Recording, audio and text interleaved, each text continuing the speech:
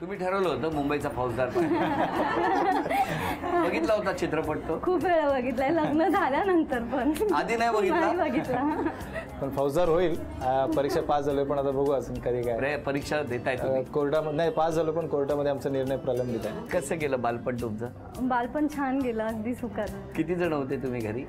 मी, माझा भाऊ आणि बहिणी, काका काकू वगैरे सर्व मोठी फॅमिली होती. लहानपणी मजा असते ना? हो, खूप. तुम्ही काय काय मजा केली सांगा? भरपूर मजा केली. म्हणजे काय?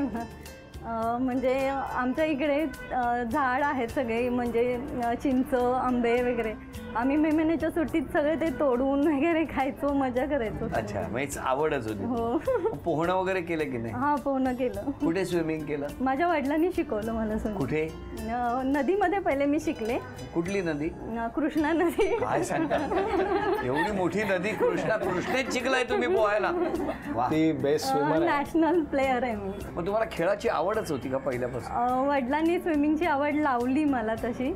मला ॲक्च्युली पार्लर वगैरे असं नंतर ते मी जोपासला. पुढे का कमी केलं तुम्ही स्विमिंगचं? लग्न झाल्यानंतर बद्द झालं ते. प्रेमात बुडालात आणि तुम्हाला पोहण्याची आवड आहे. मला स्विमिंग येतं. कसं कसं? तुम्ही कुठे शिकले? मी माझ्या मित्रामुळे शिकलो. कुठे?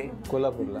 कोल्हापूर माझं आवडतं ठिकाण आहे. तिथेच माझे मित्र आहेत विवेक सूर्यवंशी, त्यांच्यावरती शर्यत करत शिकलो. कुठे? रंकाळ्यात उडी मारली? रंकाळ्यामध्ये खणी वगैरे आहेत तिथे, त्या तिथेच शिकलो. असं चोरून जायचो. खूप आजीचा मार वगैरे खाल्ला, मामाचा मार खाल्ला. घरी कळलं की ओरडायचं? हो, कारण ते थोडं डेंजरस होतं ना. पण मुंबईत आल्यावर पोहले नाही? नाही ना, आमच्या इथे ओडियनला पोहलं तिथे तरण तलावमध्ये. पूर्ण बिल्डिंगमध्ये सगळे मित्र वगैरे सगळे खूप एन्जॉय केले तिकडे. खूप एन्जॉय केलं लहानपणी? खूप धमाल केली. खूप. आता सुद्धा गेलो नाही पण गावी सासरे, आम्ही मिसेस वगैरे आम्ही सगळे जातो. त्यांना आवडच आहे म्हणजे सासरे बुवांना? हो ना. अजूनही पोहायला जातात? आजही पोहतात ते. कुठे पोहता तुम्ही? कृष्णा नदीवर गेले मी 45 वर्ष पोहतोय. माझी लहान मुलं वय वर्ष 3 आणि 4 वर्षापासून मी त्यांना शिकवलेलं आहे. अरविंद पुलावरनं जवळजवळ 40 फूट पाणी असताना 5-6 वेळा उड्या मारून विष्णू घाटावर गेलेले आहेत पोहत. पण मला सांगा, यांनी जेव्हा एवढ्या उंच पुलावरून उडी मारली तर तुम्ही कुठे होते? त्यावेळेला त्यांनी उड्या मारल्यानंतर त्यांच्या पाठोपाठ आम्ही उड्या मारून त्यांच्याबरोबर पोहत जायचं. अच्छा, म्हणजे तुम्ही पण उडी मारायची?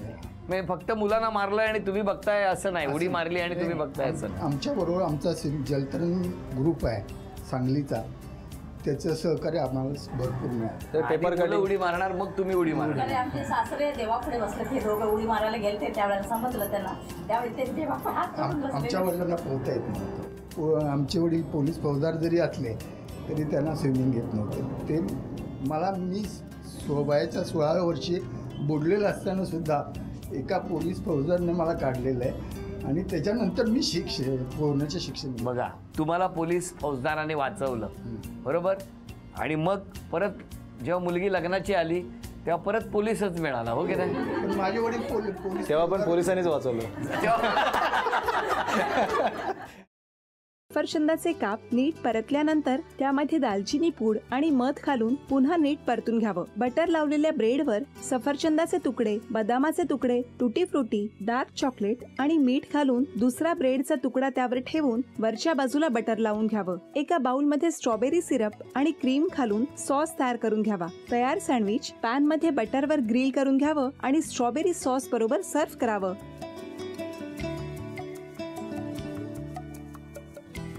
हे जेव्हा बोलत होते तेव्हा मी बघत होतो की या दोघांनी स्वतःचा संसार उभा केलाच, पण स्वतःच्या संसाराबरोबर अनेकांच्या आयुष्यात आनंद निर्माण केला.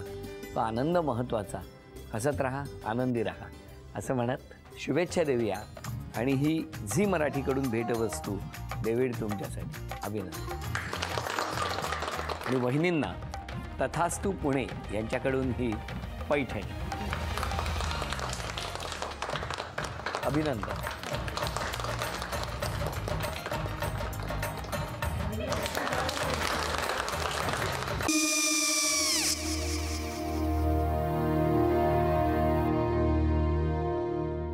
काय गो? हा, काय झालं? काय झालं? काय आले, मी निकाल लावून आली. हो, पण तिची आईच काय बोलली? तिला वाटलं का सगळ्या निशाने आपल्या चुका कबूल केल्या का? आई, मी चांगलं सुनावून आली आहे. त्या तिची बाजू घेत होत्या, पण मी लक्ष दिलं नाहीये. खूप झालं आता. चांगुलपणा खूप झाला. मऊ दिसलं ना की कोपऱ्याने खणतात ना माणसं, ते असं. अगो पण आईच म्हणली काय तिची, पटला काय तिका? मला माहिती नाहीये. आई, मी तुम्हाला नंतर फोन करते. हो आणि आई बाबा जे बोलले त्याचं वाईट नका वाटून घेऊ. सॉरी. सॉरी काय त्या? नेहा आले. आई मी येते. होय काकू येते.